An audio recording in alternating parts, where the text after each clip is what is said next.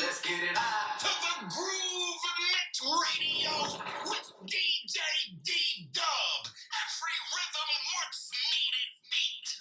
What up, y'all? What up, y'all? What's going down? It's your boy, the man, the smoothest DJ in the land. It is DJ D-Dub. Welcome to the MGMT podcast, episode 2. Woo! What it do? What it do? It's your boy, the man, y'all. Look, I'm excited, man. I'm excited because I feel good. I feel good talking to you. I feel good looking at you. You looking at me. I'm looking at you. It feels good to actually, I'll be honest with you, to be doing another episode and actually on camera again. I was talking to a group of friends that we get on this call every Monday through Friday. Shout out to my boy Chesco, man. Got your wrist on swole, you know what I'm saying? I got your accountability wrist on. Shout out to you, Chesco. I had to tell him, man. I had to tell him a big deal of mine and something that was really silent. You know them silent. I can't call it a depression state. I can't call it a stressful state. I don't know what it was, but you know how artists, they have like writer's block. Musicians have blocks where they can't get the song out, they can't get the right rhythm, I have that all the time as a DJ. So of course this pertains to music, so stick with me. So my dad was a huge fan of mine, man. He used to be on everything and anything that I do. If I was to go live, he's right there. If I was to send him a mix, he's listening to it. Send me a video like, D, you killing it, fella. You killing it. Man, miss you, Pop. And he was always there. So I kept trying to figure out, like, man, like, ever since he passed, I haven't been really doing much. I haven't been really going live like I used to, especially with the copyright issue that we're dealing with social media. But other than that, I really haven't been DJing live. I really haven't been doing what I wanted to do, sending out mixes to y'all and things like that. Yes, music has been getting me through behind the scenes. I play certain music now. Like I don't have this big broad of music and this big variety of music that I'm playing. Every time I go through a hard time or a hard situation or something that I know is gonna like put me down, it's only a certain selection of songs that can get me through. Only a certain selection of songs that I go to. Like, you gotta find your go-to songs that can help you pull through. So it's a lot of songs that I had to really stay in to keep me in the flow of going and to not go back down. And I just miss when my dad was always there. My dad was always there, man. He was always there rocking with me. He was always there chanting, rooting for me. When I'm back here grooving for y'all, I can literally see him going back and forth. I could visualize him like just really grooving with me, man. And I miss him. I miss him so much to where like it really stopped me from playing music. I would get gigs. Of course, when I get gigs, I give my 120%. I give it all I got. Yes, I do. I give it all I got. But as far as like social media presence, I haven't been really active, and because I've really been intentional, of course, with the music I play now, what I'm listening to myself, what I want to feed to y'all soul, because I'm really understanding how deep and how important this thing is, and I'm really trying to be intentional. So not moving so fast and being with the audience, like not being with every audience, not being with every crowd wants to hear, what they want to listen to. Because again, like I said in the last episode, us DJs have a really, really, really, really deep responsibility and a deep connection with you that you don't know that we have. We control a lot. So just me being silent and me not DJing at all, it's kind of like it's a refreshing feeling to where I was able to do a mix again. Yes, I was able. Come on, I'm gonna give myself a round of applause. If you don't do it, I'm gonna give myself a round of applause. I'm gonna give myself a pat on the back. I'm gonna take my hat off to myself because I started to do a mix. I mixed again, and it felt good. Yes, I mixed at events. I mixed that at conferences. I mixed at gigs that I was getting. But I'm talking about like actually making the mix, and it sounds like me. You know, and then I'm focusing on certain artists this year. There's a lot of artists I'm focusing on this year. So I'm just like missing that whole that other piece of my pops. Like I would normally, if I make a mix, I would send it to him. Like, Pop, here, check that. Check this out. Let me know what you think. And he would send it to me the same day. The same day he'll send it to me. Yo, fella, you got my ankles breaking. You got my hip hurting. You got my knees locking. You know, so once I hear that, I'm like, all right, cool. It sounds good. I can give it to the people.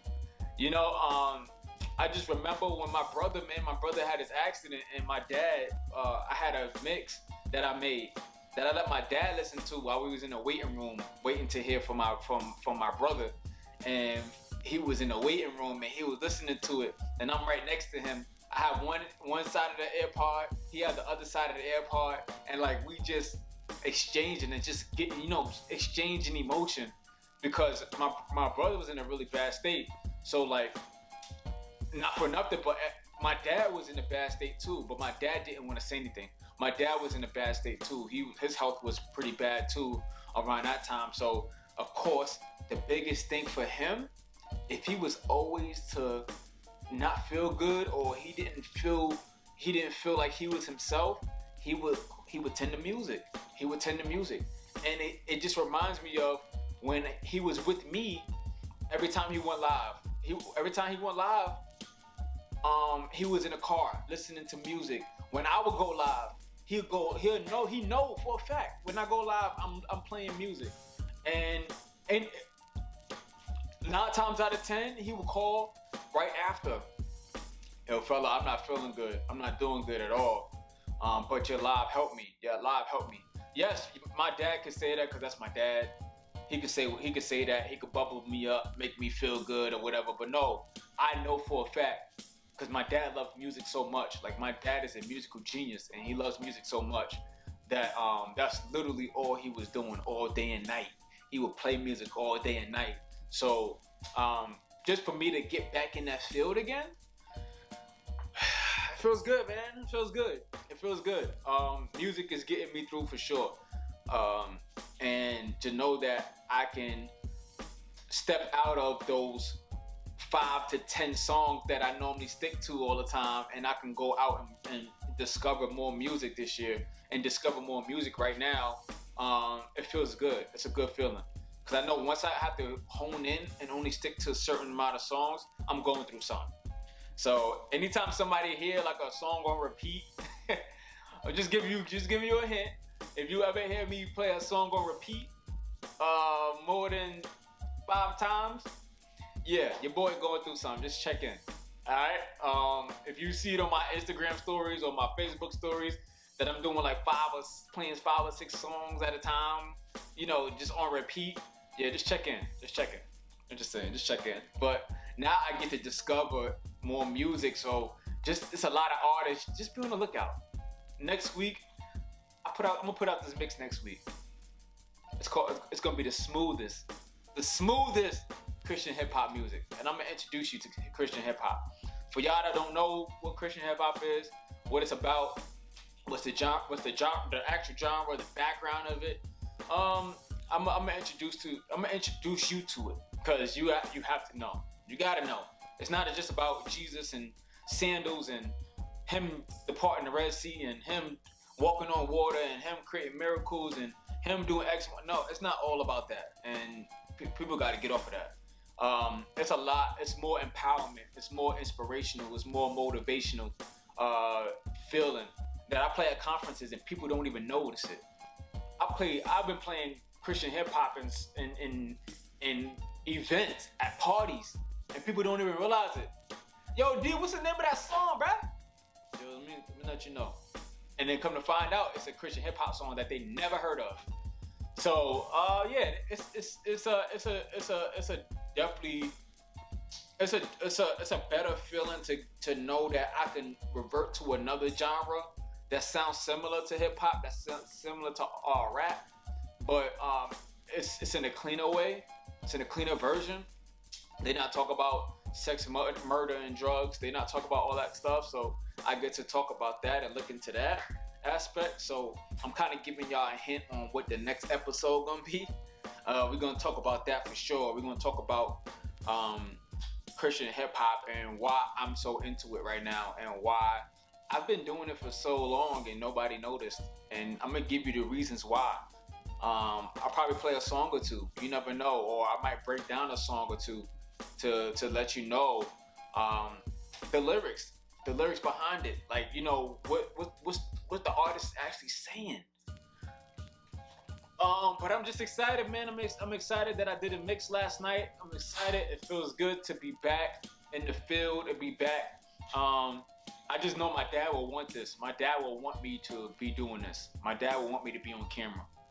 My dad will want me to be talking to you right now. My dad will want me to go live again. He will want me to go live every single time, because if I went live and I helped him, I know that I can help someone else.